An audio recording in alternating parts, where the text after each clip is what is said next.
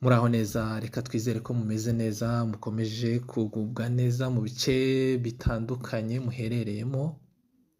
Uyu ni umwanya tubagezaho amakuru tuba twabashakiye n'ubundi. Amakuru yacu rero mu buryo budatinze, turasimbukira muri Qatar, aho ibiganiro byarimo bihuza uruhande rwa AFC M23 ndetse n'uruhande rwa leta ya Congo byamaze guhagarara. Bivuze ko ibiganiro byarangiye ntacyo bitanze. Turanyarukira kandi mu mujyi wa Kinshasa, aho General Shikatende yamaze kuva mu mwuka w'abazima. General Shikatende akaba rero yamaze kuryamira ukuboko kw'abagabo. Reka ngusabe niba utarakanda subscribe, ko byoroshye cyane gukanda kuri subscribe cyangwa se sabone kugira ngo amakuru yacu uzajye uyabonera ku gihe.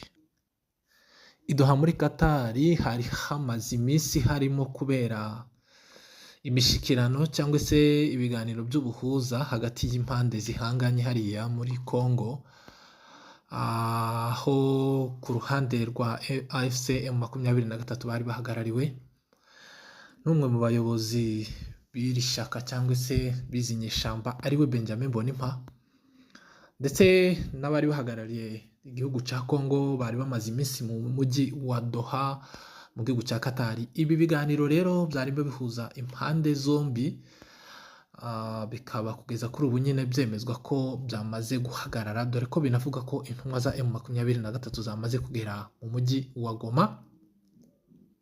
Ni mu gihe kandi ibiganiro byari byitezwe ko bigiye gutanga agahenge ku ntambara irimo kubera hano mu burasirazuba bwa Congo. M23 mu minsi yashize byari byatangajwe ko yikuye mu biganiro, ariko umuhuza aza kugerageza ibishoboka byose kugira ngo ibi biganiro bikomeze. Baza gusaba abagize AFC M23 gusubira mu biganiro, kwihangana, bagakomeza bagakora ibishoboka byose kugira ngo babashe kuganira. M23 yagaragaje ko zimwe mu mfungwa 700 zabo bavugaga ko zafashwe zihohotewe n'ubutegetsi bwa leta ya Congo zabanza zikarekurwa, dore ko hari amazina amwe n'amwe yari yagiye atangwa ariko ntihagira igikorwa. M23 ndetse kandi yasabaga ko bamwe mu bayobozi babo bafatiwe ibihano bakurirwaho ibihano, ndetse bakaba banemererwa gukora ingendo, n'imitungo yabo yafatiriwe ikaba yarekurwa. Ibi kandi leta ya Congo nubwo rwose iri mu biganiro, ariko byagiye bigaragara ko leta ya Congo yifite kwinangira cyane, yifitemo ikintu cyo kwinangira cyane. Ni mu gihe ibyo byose M23 yahereyeho isaba, leta ya Congo nta na kimwe yigeze ibikoraho cyangwa se nta na kimwe yigeze ikora. Ku ruhande rwa M23 basabwaga guhita batangira kuva mu bice bimwe na bimwe bagiye bafata, aho M23 kwikubitira yahise irekura umujyi wa Walikale, ndetse ihita inatangariza isi yose ko ivuye mu mujyi wa Walikale, yusubiza igisirikare cya leta ya Congo FARDC na Wazalendo. Siko kandi byagenze, dore ko abo ku ruhande rwa M23 bakomeje gusaba iki gihugu cya Congo ko ingabo z'igihugu cy'u Burundi zasubira iwabo. Ingabo za General Neva zakomeje kutavugwaho rumwe muri ino mirwano irimo kubera mu burasirazuba bwa Congo, abantu bakomeza kwibaza impamvu icyaba kirimo gutuma General Neva akomeza kohereza ingabo ziwe ku bwinshi. Bakunzi bacu, nubwo ibiganiro by'Idoha byarimo biba ku ruhande rwa leta ya Congo na leta y'u Burundi, gahunda y'intambara ntabwo yigeze ihagarara, dore ko ingabo z'u Burundi bikomeje gutangazwa ko zirimo kugenda zisukiranya umunsi ku munsi mu mujyi wa Uvira. Bishatse kuvuga ko ku ruhande rwa leta ya Congo na leta y'u Burundi barimo kwitegura imirwano umunsi ku munsi, ko bakomeza n'ubundi bakagaba ibitero kuri AFC M23. Reka kandi tubabwire ko AFC M23 yari yamaze guhagarika imirwano, aribyo byatumye umujyi wa Uvira udahita ufatwa cyangwa se batagaba ibitero simusiga kuri uyu mujyi wa Uvira.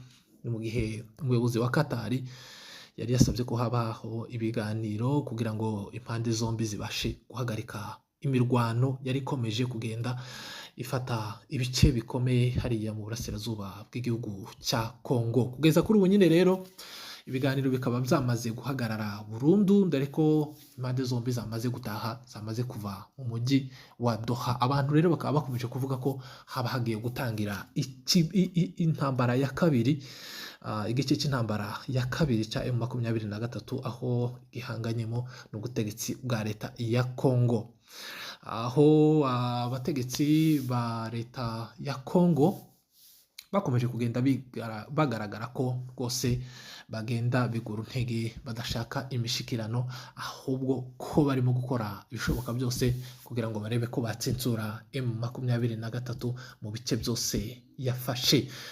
Reka dusimbukire mu mujyi wa Bukavu aho bivugwa ko Marcel Tshisambo yamaze gusimbura guverineri wari warashyizweho hariya mu mujyi wa Bukavu. Biravuga ko rero Marcel Tshisambo yamaze kugaruka, yamaze kujoyininga AFC M23 ndetse akaba yamaze kugirwa guverineri bidasubirwaho w'uyu mujyi wa Bukavu ndetse na Sud Kivu yahoze ayobora. Marcel Tshisambo arazwi cyane, yarazwi rwose nk'umuguverineri witwaye neza ndetse wagerageje gukora ibishoboka byose kugira ngo amahoro n'ituze biboneke hariya muri Sud Kivu. Bikaba binavugwa ko ari inshuti cyane ya Joseph Kabila nawe wamaze kwiyunga kuri AFC M23. Tuje muri Kinshasa nk'uko twabibabwiye. Kinshasa rero haravugwa inkuru y'urupfu rwa General Shikatende. Uyu Lieutenant General Shikatende akaba rero akomoka mu bwoko bw'Ababembe, akaba yamaze gupfira muri prison hariya muri Kinshasa dore ko yaramaze imyaka igera muri 2 afunzwe. Bikaba bivuga ko rero atakiri mu mwuka w'abazima nk'uko bigenda bitangazwa. Biravuga ko uyu mugenerale rwose yamaze kugwa muri prison hariya muri Kinshasa, aho Joseph Kabila yamaze kumwunamira, aho yamwise intwari shuja yahagararanye na Semuze Laurent Desire Kabila. General Shikatende akaba rero yarasanzwe atuye muri bice bya Kirembwe, aho bivugwa ko yakoze ibikorwa by'urugomo ndetse yangaga abo mu bwoko bw'abanyamurenge cyane. Nyuma yo gusezererwa General Shikatende yahise taha asubira iwabo za Kirembwe. Ahangaha rero yakomeje kugaragaza aho ibikorwa bibi, ibikorwa by'ubumayimayi byo kwica abanyamurenge, kubarira inka zabo, kubanyaga inka zabo. Mu by'ukuri aho byakomeje kugaragara ko uyu musirikare w'umugenerali wari warasezerewe muri FARDC atigeze ataha ngo aje kwicara ngo aje kuruhuka, ahubwo yakomeje kurangwa no kugaragaraho ibikorwa bibi by'ubunyamaswa n'ubundi byakomeje kugenda bikorwa na mayimayi yarayoboye. Ariko nyuma yaho rero yakomeje kugenda aregwa cyane nabo mu bwoko bw'abanyamurenge, bagaragaza ko mayimayi ayoboye zirimo kwica abanyamurenge zikanabarira inka zabo, ibyo bakunze kwita kunyaga inka. Perezida Joseph Kabila akiri ku butegetsi yaje kumuhamagaza aje Kinshasa. General Shikatende ageze Kinshasa yarahabaye kugeza rero ku mpera z'ubutegetsi bwa Joseph Kabila. Reka tubibutse ko yari yarasezerewe, yari n'umusaza rwose, yari umukambwe, yarageze mu zabukuru. Birumvikana ko uwahoze ari inshuti ya Laurent Desire Kabila bari mu kigero kimwe, nawe yaramaze kuba umusaza. General rero Shikatende yaje kuguma hariya mu mujyi wa Kinshasa, ndetse akomeza kuhaba nk'umusirikare n'undi wagiye muri pension cyangwa se waritayarinze. Joseph Kabila amaze kuva ku butegetsi, bwana Felix Tshisekedi amaze kwima ingoma cyangwa se amaze gufata ubutegetsi, yahise atangira rero gukora umukwabo wo gufunga bamwe mu bahoze ari inkoramutima za Joseph Kabila. General Shikatende nawe rero yaje gufungwa dore ko n'ubundi hari ibyaha byinshi yagirizwaga zo guhungabanya umutekano ndetse no kwica abaturage bo mu bwoko bw'abanyamurenge hariya muri Sud Kivu. So General Shikatende wenyine ufunze, dore ko bivuga ko harimo abagenerali benshi bafunzwe bahoze muri mayimayi ndetse bari n'inshuti za Joseph Kabila, ariko kuri ubu nyine bakaba bafungiwe hariya mu maprizo hariya mu mujyi wa Kinshasa. General Yave Firemo nawe wahoze ari inkoramutima ya Joseph Kabila, nawe akaba akomeje rwose gufungirwa hariya, akaba afungiwe hariya muri gereza ya Makara mu mujyi wa Kinshasa. Abo mu bwoko bw'Ababembe rero bakaba bakomeje kuwomboreza cyangwa se gukora ibisa n'ikiriyo, dore ko bababajwe cyane n'urupfu rw'uyu mujenerale wabo, aho bivugwa ko ngo yafashwe nabi cyane muri gereza yari afungiwemo, kandi n'imyaka ikaba yari ikomeje kumwegera cyangwa se imyaka y'ubusaza ikaba itari imworoheye, bikaba bivuga ko rero ari